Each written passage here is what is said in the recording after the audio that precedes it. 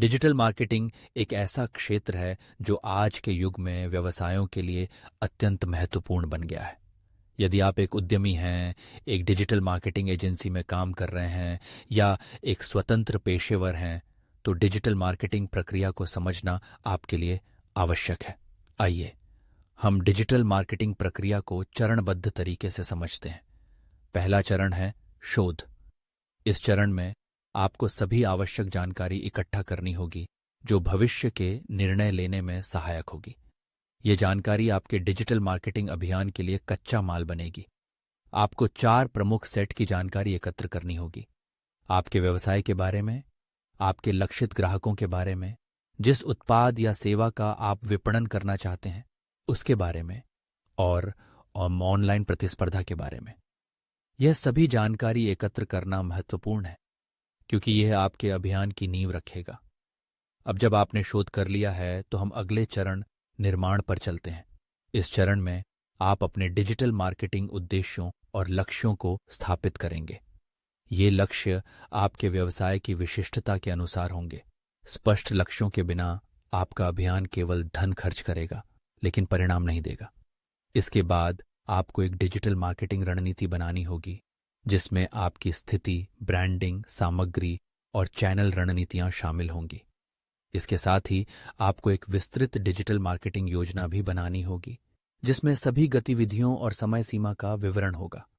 अंत में आपको अपने 3 प्राथमिक डिजिटल पहचान, वेबसाइट, ब्लॉग और ऐप को तैयार करना होगा।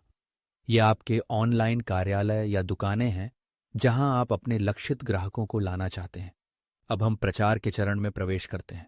जब आपकी प्राथमिक डिजिटल पहचान पूरी तरह से तैयार हो जाए तो आपको उन्हें प्रचारित करना शुरू करना होगा। इसका अर्थ है कि आप चाहते हैं कि प्रासंगिक लोग आपकी वेबसाइट, ब्लॉग या ऐप पर आएं। प्रासंगिक ट्रैफिक प्राप्त करना महत्वपूर्ण है क्योंकि जितना अधिक प्रासंगिक ट्रैफिक आपकी वेबसाइट पर होगा उतनी ही अधिक रूपांतरण की उम्मीद की जा सकती है। प्रचार के लिए आपके पास कई विकल्प हैं: search engine, display network, e-commerce portal, social media, email, messaging and affiliate marketing. आपकी रणनीति के आधार पर आपको यह तय करना होगा कि कौन से चैनल और उप चैनल का उपयोग करना है। अब जब आपने प्रचार करना शुरू कर दिया है तो अगले चरण विश्लेषण की बारी आती है। इस चरण में आपको अपने प्रदर्शन की निगरानी करनी होगी। यह देखना महत्वपूर्ण है कि आपके डिजिटल मार्केटिंग प्रयासों का परिणाम क्या है।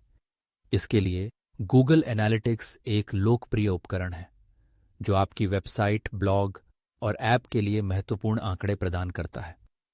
इसमें 4 प्रमुख अनुभाग होते हैं: ऑडियंस, अधिग्रहण, व्यवहार और रूपांतरण। इन आंकड़ों का विश्लेषण करना आपके लिए आवश्यक है ताकि आप यह समझ सकें कि आपके लक्ष्यों के साथ वास्तविकता में क्या अंतर है। अंतिम चरण ऑप्टिमाइज है।